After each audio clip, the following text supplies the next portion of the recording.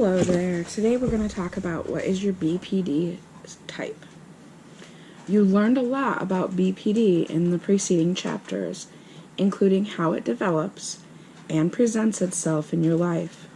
No single process created your BPD, and as we continue to explore this disorder, you'll learn there's no singular type of BPD either. In this chapter, we're going to explore the 4 subtypes of BPD. A subtype is a different presentation or form of an idea or concept. For our purposes, borderline personality disorder is the general term we use for this disorder, and the subtypes are the specific presentations or forms of BPD. In this chapter, you'll also complete an assessment in which you'll identify the subtype or subtypes that best represent your BPD. Learning about your subtype will help you better understand your BPD, and the more you know, the more prepared you are to grow beyond it.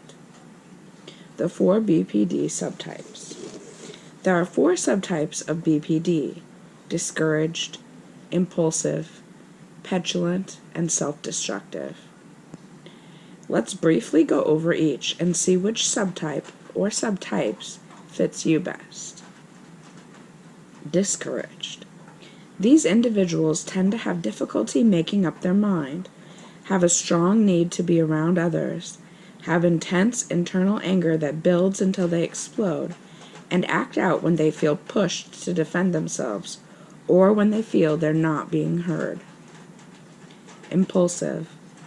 These individuals are often flirtatious, tend to focus on the surface of things, rather than going deeply into any one issue, have high energy but lose interest in things and people easily, and act without thinking. Others tend to not know what these individuals will do next. Petulant.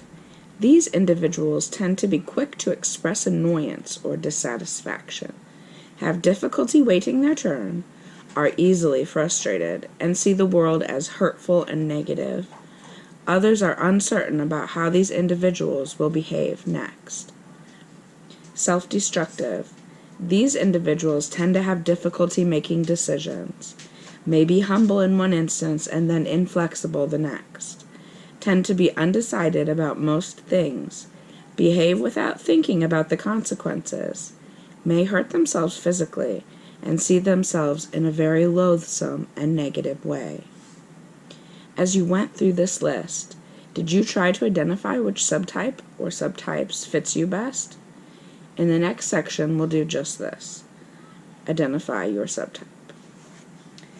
Identifying your BPD subtype. In the assessment below, circle how often you have the thoughts and feelings or exhibit the behaviors that are listed. Try not to overthink your responses, rather answer from your gut. Keep in mind that it's common for people to score high on more than one subtype.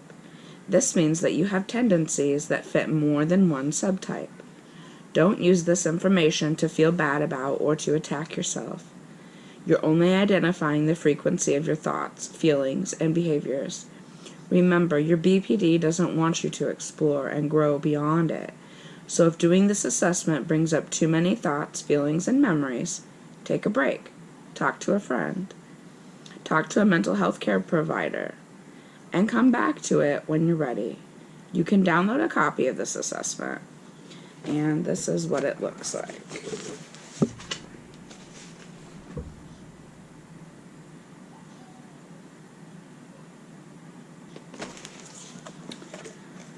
So you either are going to circle 0 for never, 1 for rarely, 2 for sometimes, or 3 for often. Number 1. And I'm going to hold up the number of fingers for what I chose. I easily attach to others emotionally. I am flirtatious to get the attention of someone else. People have a hard time determining what my next move is going to be. I tend to act without thinking things through. It's hard for me to abide by a commitment without input from someone else. I like to find exciting experiences. I'm easily annoyed or made angry. It's hard for me to make a decision. I require someone or something else for financial or emotional support or some other type of support. I have a lot of energy. I have a hard time waiting for others. I tend to apologize if someone is being aggressive toward me. I hold my anger inside until I explode if pressured. I'm easily bored. I tend not to change my attitude or opinion, especially when there are good reasons to do so. I dislike myself intensely. I'm likely to physically hurt myself. Once I start something, I cannot stop. I tend to see the worst side of things or believe that the worst will happen. I engage in dangerous activities even if it means I'm likely to get hurt. Please remember that this is a tool to identify which subtype on the BPD spectrum best fits your view and approach to the world. This is a tool to increase your insight into BPD, not to diagnose it. Scoring chart. Write in the value you circled for each question below the number. For example, if you circled 3 for the question 1, write a 3 under the block for question 1. Do this for all the questions, then add up the values to determine your score for each BPD subtype. The subtype or subtypes that has the highest value fits you best. And I'm just going to show you what that looks like. So we have discouraged, impulsive, petulant, self-destructive.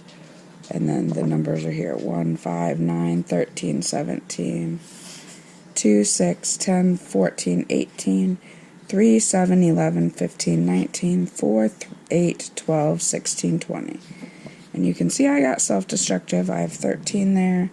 I have 11 for petulant and 10 for impulsive and discouraged.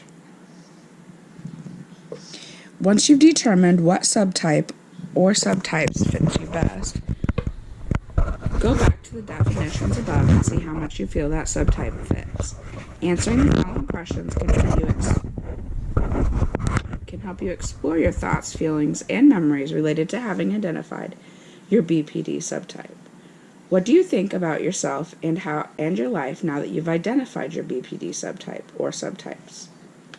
Secondly, how do you feel having identified your BPD subtype or subtypes? To the best of your ability and to the degree you feel comfortable, describe any memories related to your BPD subtype or subtypes. And then setting the stage for success. Using the spaces below, pull together what you learned from this chapter so you can take this information with you. The most helpful information I learned from this chapter: 1, 2, and 3.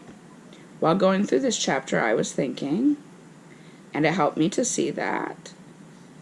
Now that you've identified your subtype or subtypes, we're going to identify and explore your BPD symptoms and your prognosis. And that will be in our next video, so make sure you check back for that. And we'll see you next time. Thanks for watching, guys. Bye.